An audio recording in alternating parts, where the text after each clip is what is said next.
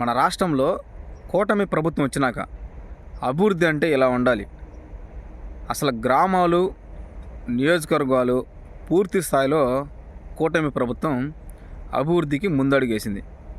కానీ ప్రజెంట్ మనం అసలు ఎవరు ఊహించని విధంగా కూటమి ప్రభుత్వం అభివృద్ధి చేసుకుంటూ ముందుకెళ్తుంది. కానీ టీటీడీ వ్యవస్థ ఒక నిర్లక్ష్యం వ్యవహరించిందా, లేదు భక్తుల్ని కంట్రోల్ చేయలేక ఈ సంఘటన జరిగిందా అనేది మనం ఒకసారి ఆలోచిస్తే, మ్యాక్సిమం 100% టీటీడీకి ఎవరైతే దర్శనానికి వస్తారో వాళ్ళందరినీ క్షేమంగా దర్శనం చేసుకుని తిరిగి వెళ్ళాలని కోరుకుంటారు. అక్కడ తిరుమల వెంకటేశ్వర స్వామి దగ్గర సేవ చేసే ప్రతి ఒక్కరూ అలాగే ఎక్స్పెక్ట్ చేస్తారు. కానీ దురదృష్టవశాత్తు ఒక 7 చనిపోవడం, చాలా అంటే చాలా బాధ అనిపించింది ఆ సంఘటన తెలిసినాక.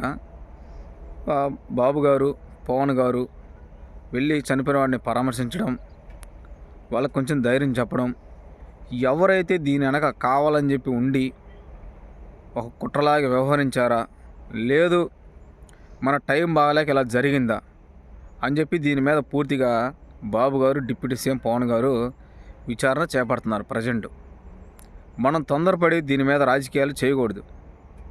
ఒకసారి ఆలోచించండి. టీటీడీ అనేది చాలా పటిష్టంగా వాళ్ళు ఏదైనా పని చేస్తే మటుకి ఇంకా భక్తులు గొప్పగా చెప్పుకునే విధంగా ఉంటుంది, కానీ ఒక బ్యాడ్గా చెప్పుకునే విధంగా అయితే ఏ పని చేయరు. చాలామంది ఇప్పుడు ప్రతిపక్షం మటుకు ప్రజెంట్ ఉదయం నుంచి ఒకటే మీద ప్రతి ఒక్క నియోజకవర్గం మీదుగా డెబిట్లు పెట్టి వాళ్ళ ఇష్టం వచ్చినట్టు ప్రెస్ మీట్లు పెట్టి దీన్ని పెద్ద రాజకీయం చేస్తున్నారు. నేను ఒకటే చెప్పదలుచుకున్నా, సంఘటన జరిగినప్పుడు చనిపోయిన కుటుంబానికి మనం ధైర్యాన్ని ఇవ్వాలి. మనకి ఇప్పుడే ఒక ఛాయిస్ దొరికింది, దీన్ని ఆసరాగా పట్టుకొని దీన్ని ఒక చిల్లర రాజకీయం చేసుకోకూడదు. ఎందుకంటే కొన్ని లక్షల మంది తిరుపతి దేవస్థానానికి వచ్చి దర్శనం చేసుకుంటారు. అలాంటి తిరుపతి దేవస్థానాన్ని మనం కించపరిచే విధంగా రాజకీయాలు చేయకూడదు. లాస్ట్ టైం లడ్డు విషయంలో కల్తీ జరిగిందని చెప్పి బాబు గారు దీని మీద చాలామందికి కొరడ చూపించాడు. ఆ తప్పు చేసిన వాళ్ళైతే కొంతమంది భయపడ్డారు. అదే తిరుమల వచ్చి ప్రమాణాలు కూడా చేశారు. కానీ ఇప్పుడు కూడా ఈ 7 చనిపోయారు కదా, అది ఎలా జరిగింది, ఎందుకు చనిపోవాల్సి వచ్చింది అనేది వెంకటేశ్వర స్వామికి తెలుసు. అక్కడ దగ్గరుండి చూసిన భక్తులకు కూడా తెలుసు జనాలు ఏ విధంగా వచ్చారు, వీళ్ళు గేట్లు ఎందుకు ఓపెన్ చేయాల్సి వచ్చింది అనేది అక్కడ దగ్గరున్న వాళ్ళు తెలుసు. నేను వెళ్ళి చూడలేదు, ఈ ప్రతిపక్షం రాజకీయం మాట్లాడే వ్యక్తులు కూడా అక్కడికి వెళ్ళి చూడాల. మీడియా ఛానల్స్లో వచ్చే కథనాలను బట్టి మన వాళ్ళు మాట్లాడుతున్నారు, అంతేగాని అక్కడికి వెళ్ళి ఏ ఒక్కరు చూడాల. దర్శనానికి ఎవరైతే వెళ్ళారో ఆ సంఘటన ప్రదేశంలో ఎవరైతే ఉన్నారో వాళ్ళకి మాత్రమే తెలుసు. కానీ కొన్ని ఛానల్స్ మట్టుకే దీన్ని పెద్ద రాజకీయం చేస్తున్నాయి ఉదయం నుంచి. ఈ రాజకీయం చేయడం వల్ల మీరే నష్టపోతారు. కూటమి ప్రభుత్వానికి వచ్చే నష్టం అయితే లేదు. ఎందుకంటే కొంతమంది చెబుతున్నారు అనిత గారు ఎక్కడున్నారు, హోమ్ మినిస్టర్ ఏం చేస్తుందని. ఒక అనిత గారే కాదు, బాబు గారే కాదు, పవన్ గారు కాదు, ప్రతి సంవత్సరం ఏ విధంగా ఆడికి వచ్చే భక్తులకి ఎలా సౌకర్యాలు కల్పిస్తారో ఈ సంవత్సరం కూడా అదే విధంగా సౌకర్యాలు కల్పించారు కూడా. కానీ ఎక్స్పర్ట్ మనం అనుకునే దానికంటే ఆడ ఇంకా ఎక్కువ క్రౌడ్ రావడం వల్ల మనోళ్ళు అనుకోని పరిస్థితులు ఆ గేట్లు ఓపెన్ చేయడం, మనోళ్ళు ఇక దర్శనానికి పంపిస్తున్నారు, ఇంకా మనం దర్శనానికి వెళ్ళిపోవచ్చు అని చెప్పి తొందరపడి అందరూ ఒకరినొకరు నెట్టుకోవడం వల్ల ఆ సంఘటన జరిగింది.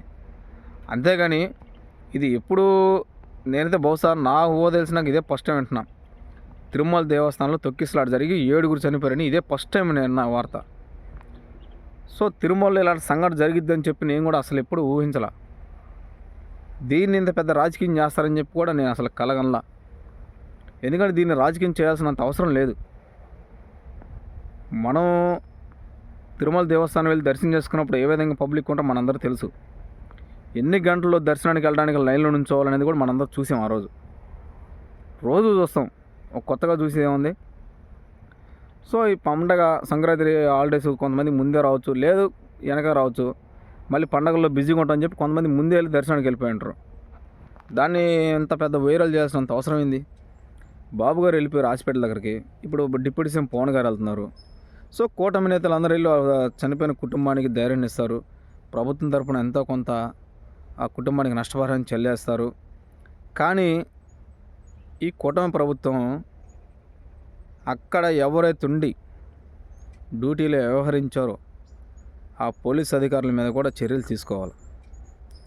ఎందుకంటే పోలీస్ అధికారులు ప్రజెంట్ ఉన్న పరిస్థితుల్లో చాలామంది నిర్లక్ష్యం వ్యవహరించారు, నిర్లక్ష్యం వల్ల ఈ సంఘటన జరిగింది అని చెప్పి చాలామంది దీన్ని పెద్ద రాద్ధాంతం చేస్తున్నారు. సో పోలీస్ డిపార్ట్మెంట్ అధికారులు కూడా కావాలని చెప్పి నిర్లక్ష్యం వ్యవహరించరు. వాళ్ళు ఏది చేసినా మన మంచిగా చేస్తారు. అలాంటప్పుడు మనం ఎందుకు దీన్ని తప్పు దారిలో తీసుకెళ్ళాలి? ఈ సంఘటన నిత్యం రోజు ఆడుండి సేవలు చేసేది పోలీస్ అధికారులే, కానీ ఈ ఒక్కరోజు ఎందుకు అలా చేస్తారు? సో నాకు తెలిసి పోలీస్ అధికారులు తప్పు లేదనుకుంటున్నా. అయినా సరే ఉన్నతాధికారులు పోలీస్ అధికారులకి వాళ్ళు చట్టపరంగా చర్యలు తీసుకుంటారు. కానీ పోలీస్ అధికారులు తప్పు కావాలైతే చేయరోళ్ళు. ఇలాంటి సంఘటన వాళ్ళు కూడా ఊహించరు ఇలా జరుగుతుందని. సో కూటమి ప్రభుత్వం టీటీడీ వ్యవస్థలో చాలా మార్పులు తేవాలి. లడ్డు విషయంలో ఎవరినైతే దూషించి చట్టపరంగా వాళ్ళ మీద చర్యలు తీసుకున్నారో ఈ సంఘటన మీద కూడా పూర్తిగా విచారణ చేపట్టి దీని వెనక ఎవరున్నారు చూసి ఇంత నిర్లక్ష్యం వ్యవహరించడానికి కారకులైన ప్రతి ఒక్కరిని చట్టపరంగా శిక్షించాలి. ఎందుకంటే చనిపోయిన కుటుంబం దగ్గరికి వెళ్ళి మీడియా సోదరులు మాట్లాడుతున్నప్పుడు పోలీస్ అధికారుల మీద రకరకాలుగా చెప్తున్నారు. సో నేను పోలీస్ అధికారులను పొగట్లేదు, వాళ్ళ గురించి నెగిటివ్గా చెప్పట్లేదు. ఎందుకంటే పోలీస్ అధికారులు నేను ఎప్పుడు కూడా నెగిటివ్గా చెప్పను. వాళ్ళ గురించి మనకు ఏదైనా ఆపదంటే ఫస్ట్ మనకు ముందుండి ధైర్యాన్ని ఇచ్చేది వాళ్ళే. ఏదైనా ప్రాబ్లం ఉండి వాళ్ళ దగ్గరికి వెళ్ళినా సాల్వ్ చేసేది వాళ్ళే, మనకు రక్షణ కల్పించేది వాళ్ళే. అలాంటి అది పోలీస్ అధికారుల మీద నేను తప్పుగా మాట్లాడదలుచుకోవాలి, మాట్లాడను కూడా. వాళ్ళకంటూ ఒక గౌరవాన్ని ఇస్తా. కానీ కూటమి ప్రభుత్వం మటుకి ఆ డ్యూటీ ఎవరైతే వ్యవహరించిన వ్యక్తులు ఉంటారో ఆ టైంలో వాళ్ళ మీద కొన్ని కఠిన చర్యలు తీసుకుంటే రెండోసారి ఇలాంటి సంఘటన జరగకుండా ఉంటుంది. ఎందుకంటే మన తిరుమల దేవస్థానానికి లక్షల మంది వస్తారు. అలాంటి భక్తులని భయభ్రాంతులకు గురి చేయకూడదు. భయభ్రాంతులకు గురి చేస్తే రెండోసారి అక్కడికి రావాలంటేనే ఎవరైనా భయపడతారు. కూటమి ప్రభుత్వం శరవేగంగా ఈ కేసుని విచారణ చేసి ఎవరైతే దీని వెనక ఉన్న అధికారుల్ని చట్టపరమైన చర్యలు తీసుకోవాలని కోరుకుంటున్నా. సో ప్రజెంట్ ఉన్న పరిస్థితులు మన రాష్ట్రంలో ప్రతిపక్షానికి ఎలాంటి కంటెంట్ లేదు. ఎందుకు? కూటమి ప్రభుత్వం మీద నిందలు వేయడానికి, కూటమి ప్రభుత్వాన్ని ఏదో విధంగా మన ఆంధ్ర రాష్ట్ర ప్రజలు, తెలుగు రాష్ట్రంలో ఉన్న ప్రజల్లో కూటమి ప్రభుత్వాన్ని కించపరిచేలా, జనాలు మర్చిపోయే విధంగా చేయాలని చెప్పి శరవేగంగా ప్రయత్నం చేస్తున్నారు. సో బహుశా నాకు తెలిసి వీళ్ళకి ఇది ఒక కంటెంట్ దొరికింది ఇప్పుడున్న పరిస్థితిలో. ఈ 7 చనిపోవడం, ఇది ఒక రాజకీయంగా దీన్ని తీసుకోవడం, కూటమి ప్రభుత్వం మీద ఏదో ఒక విధంగా నిందలు వేయడం. సో ప్రతిపక్షం వాళ్ళ డ్యూటీ వాళ్ళు చేసుకుంటుంది, మనం అవన్నీ పట్టించుకోకూడదు. కానీ కూటమి ప్రభుత్వం ఎవరినైనా సరే వదిలిపెట్టకూడదు. వాడు కూటమి నేతలకు సహకరించిన వ్యక్తులైనా, ప్రతిపక్ష నేతకు సంబంధించిన వ్యక్తులైనా ఎవరైనా సరే వాళ్ళని చట్టపరంగా చర్యలు తీసుకోవాలి. వాళ్ళంట పెద్ద వ్యక్తులైనా సరే, చిన్నవాళ్ళైనా సరే. అప్పుడు ఈ సంఘటన జరిగిన కుటుంబాలకి మనం న్యాయం చేసిన వాళ్ళం అవుతాం. ఇమీడియట్లీగా కూటమి ప్రభుత్వం ఉన్నతాధికారుల మీద చర్యలు తీసుకోవాలని కోరుకుంటున్నాను. Thank you.